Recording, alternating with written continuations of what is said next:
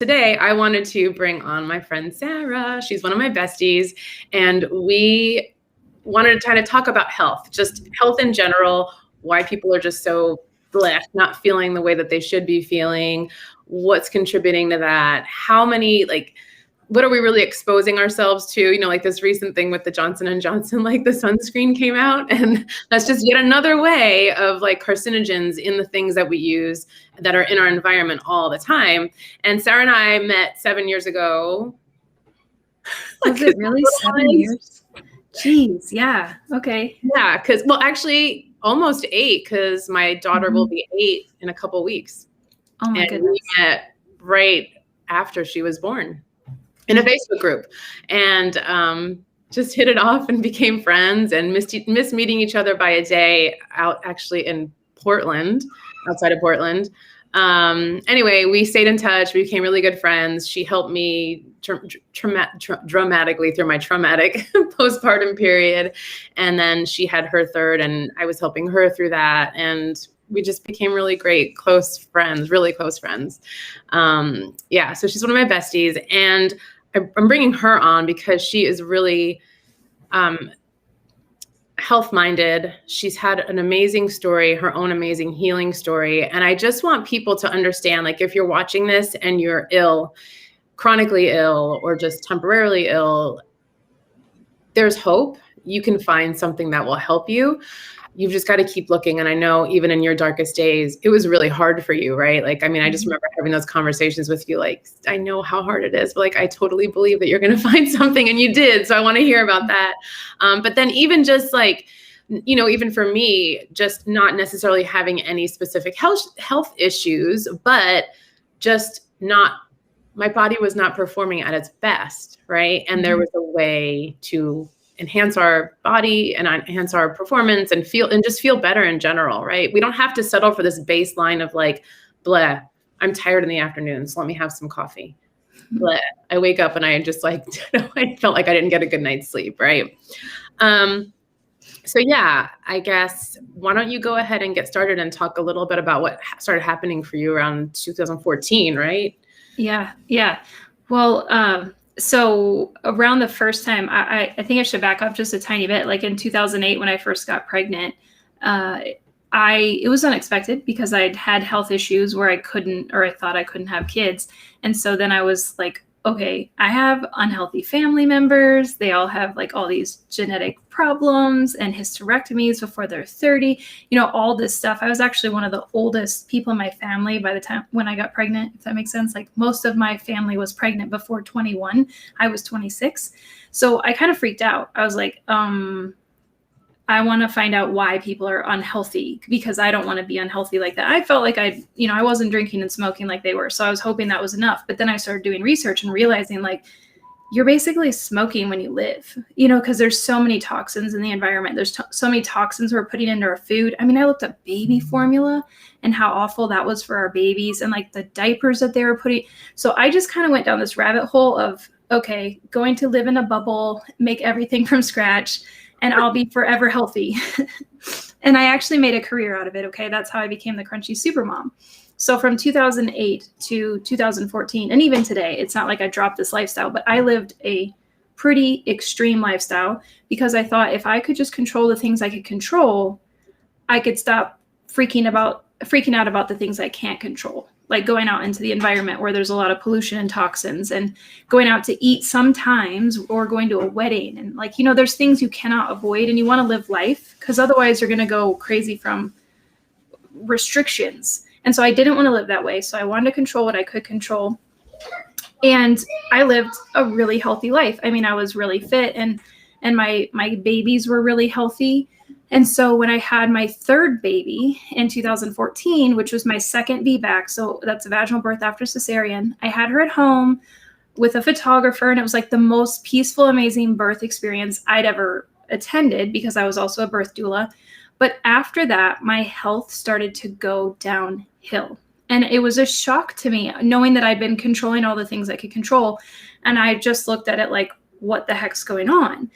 And the chronic illness that I developed at that point, it was kind of slow. It it snowballed. It started off with some dizziness and some nausea and some vomiting and fatigue and just stuff that you shouldn't feel at a young age. And it made taking care of the baby pretty much impossible. Yeah, I remember you like having, like, telling me, like, I have her in a laundry basket and I'm pushing her in the laundry basket on the floor because I'm afraid if I hold her, I'm going to drop her. Yes. Falling was definitely part of my day. Going outside and having like the wind blow would throw me off balance. So I was unstable. So it was terrible. I mean, it was just one of those things where it was like, if I didn't have kids, I wouldn't want to live. Like, I didn't want to live. Like, there was just no point to that life, but I had kids. So I had a responsibility to endure it.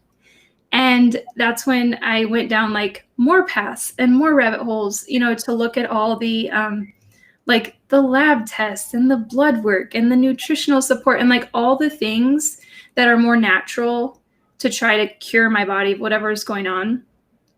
I remember doctor after doctor after doctor. Oh my gosh. Tens of thousands of dollars. I know. And like, and what you were living with, like, I can't even imagine, right? Because you were nauseous all the time. Mm-hmm. You were dizzy all the time, 24/7. It was like, is it vertigo? Is there something wrong with me here? Is like, I mean, it was so hard to be your friend at that time because I just wanted to like be with you and help you. And I couldn't, it just felt so helpless.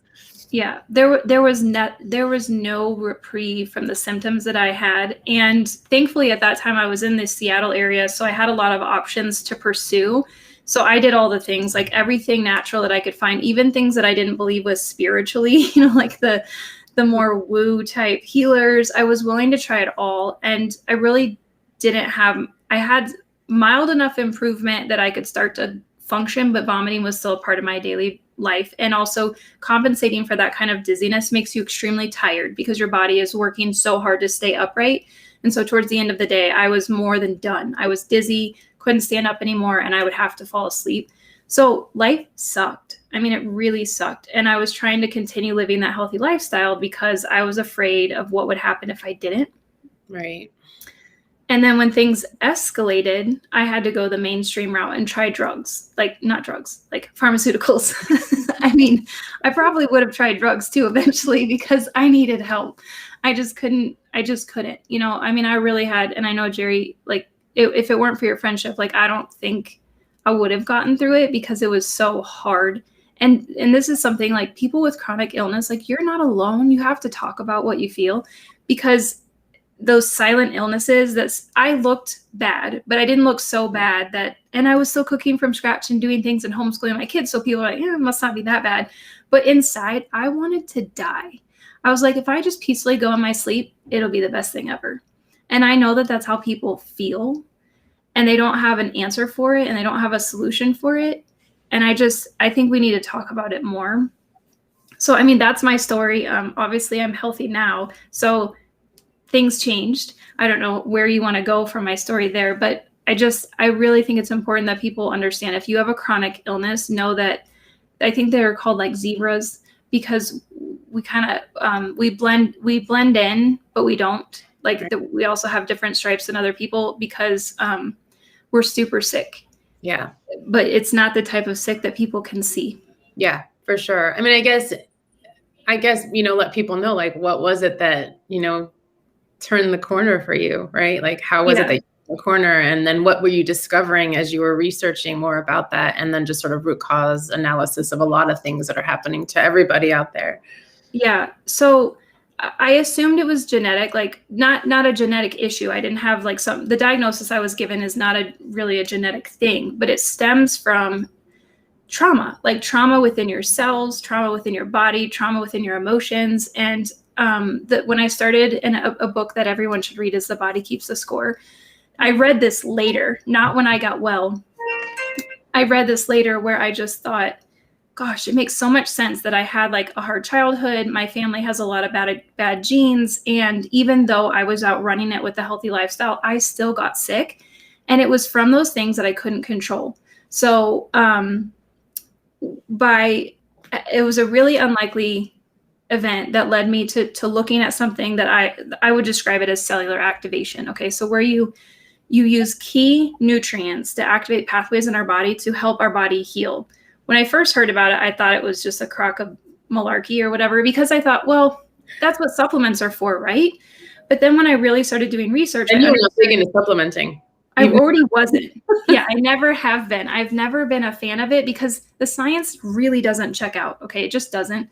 And people now are using supplements as the way they would for pharmaceuticals. It's like, oh, instead of 7 prescriptions, get 7 supplements. Right. Yes, the supplements are better for you, but they're more expensive and they don't even have the greatest benefits, right? So I was never a big fan of supplementation. But when I started reading about how you could activate the pathway with key nutrients, I'm like, that sounds right to me, because that's why you have cravings in your body. That's why, you know, certain foods help people feel better. We know that food is super important. So I had nothing left to lose. So I went ahead and I tried cellular activation, and 2 pathways specifically that helped me. One was contributing to antioxidant production in my cells. Okay, so it wasn't like I was taking antioxidants. I mean, I had tried that. That was something I definitely tried. But instead, I was taking herbs in a specific recipe to allow my body to produce its own antioxidants at a completely significant level. And then mitochondria, the same thing. There's a different pathway. Key nutrients activate that pathway, and I produce more mitochondria.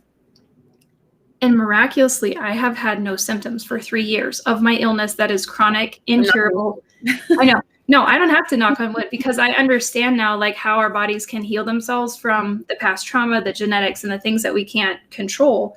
And so 3.5 years now, I've had no symptoms of my illness. I've been retested and they cannot find my diagnosis. Again, I was given 10 years to enjoy the life that I had and expect to be much worse. You were a week away from getting a pacemaker put in. A week, yes. No, there was no way that this would just like go away. Okay. My doctor even said, whatever you did to change your life, don't stop. And so, but he still, you know, he believes in pharmaceuticals. So that's it. That's all he would give me for that. But what I found, because then I wanted to know why did that work? Like, what was it that made me sick to begin with? And why did this heal it so quickly after all the doctors over the course from 2014 to 2018? I did all the things to a point that I just freaking gave up.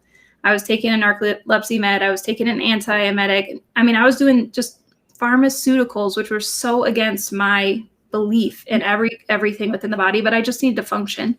So I was like, why did I get better?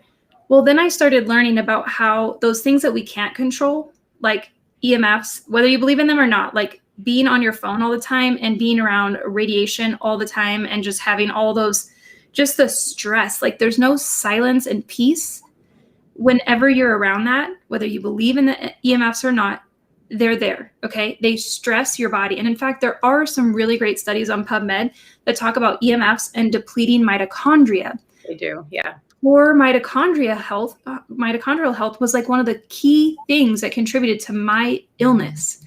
And so by boosting my own mitochondrial production, I effectively made myself better.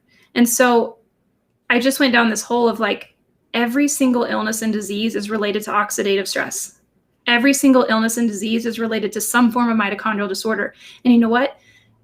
Oxidative stress and mitochondrial disorder, they're in a vicious cycle with each other. If one is down, the other's down. If the other's up, the other's up. So I just got really excited because I thought, I always knew that there has to be a way to kind of protect ourselves from life. Some people think it's multivitamins that do it, but clearly it's not. I mean, it's not that. But this is the answer to pretty much everyone's problem. Like every illness, every condition, every complaint that we have, except for like spouse complaints and child complaints, like this help. And sometimes maybe it will. I don't know. Like throw herbs at it. Just throw. I mean, you might as well just try it. I mean, it could make them in a better mood. I mean, I've seen that. Yeah, that's actually fair, right? Because again, like, I mean, in that rabbit hole that you're talking about, because like you dragged me down that rabbit hole, right? And there was some overlap, right? Because I was in the MTHFR world and helping people, and the herbal activation, the cellular activation that you were talking about actually boosts glutathione beautifully in a very big way, in a way that we saw, like, you know our story, like for my son, we had been trying through supplementation to get his glutathione up for years, and nothing made it better until we started actually activating his cells to do what they were already doing themselves, right? So yeah, I mean, going down that rabbit hole for sure is a big thing. But yeah, it is. It's like those are the two biggest factors in so many illness and disease. So it makes sense.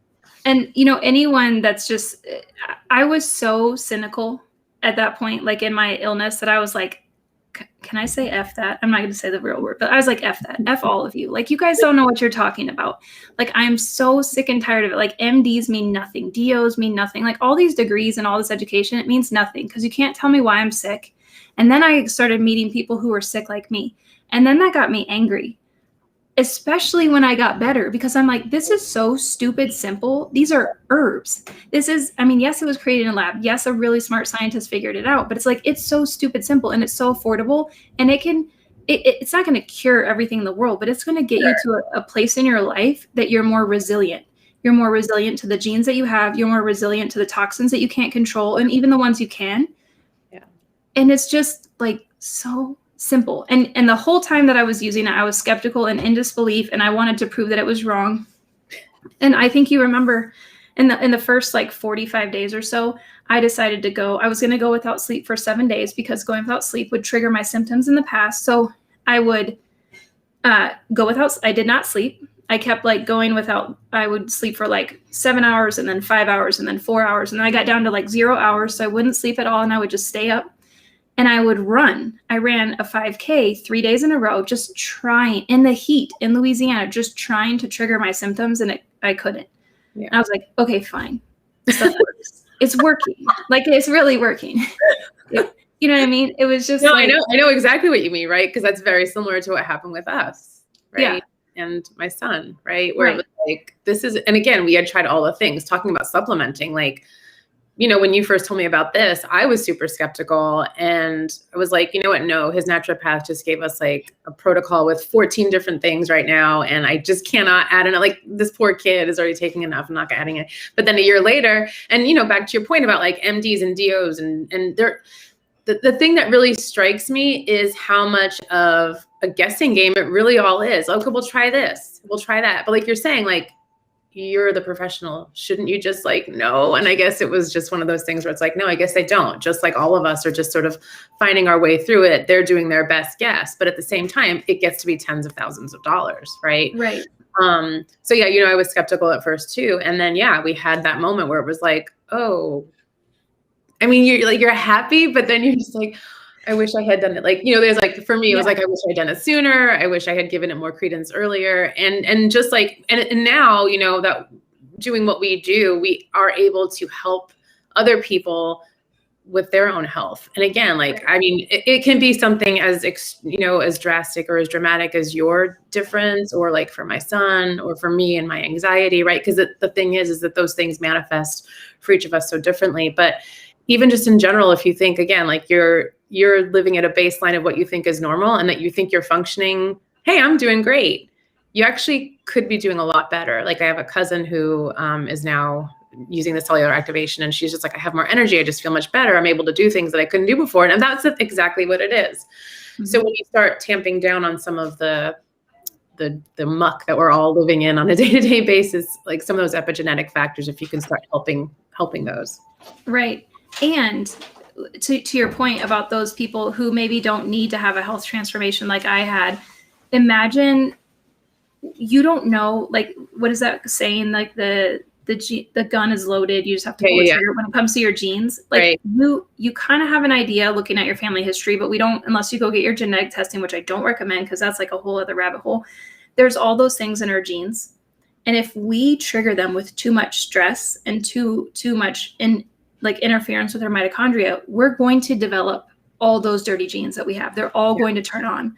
And that's another great book, is The Dirty Genes. So, and it talks about cellular activation in there quite a bit. So if you want to outrun it because you feel good now, like, this is the way to go. Like, this is something that everyone should do because it will keep you at your best possible level. Now, we have worked, you and I both worked with some people who don't have a complete healing resolution. They have improvement. Right. And I like to just say, like, well, if you weren't activating your pathways, you would be getting worse. And so I don't know, like I could develop some of my symptoms again when I'm like 50, 60, 70, but I will always know that it's better than it could have been if I had not gone this way. So it's like, I don't want to call it a miracle because it's not a miracle, but it's just one of those things that makes perfect sense with ourselves. Yeah. Yeah.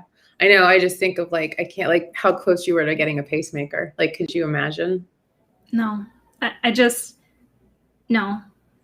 Oh, I love you so much. I'm so glad that you're feeling better. Thank you so much. I could keep you longer. And I know we nerd out on this stuff all the time. So we could have another half an hour conversation, but I know you have to get somewhere. So thank you so much for doing this. I really appreciate it. Have a great day. See ya.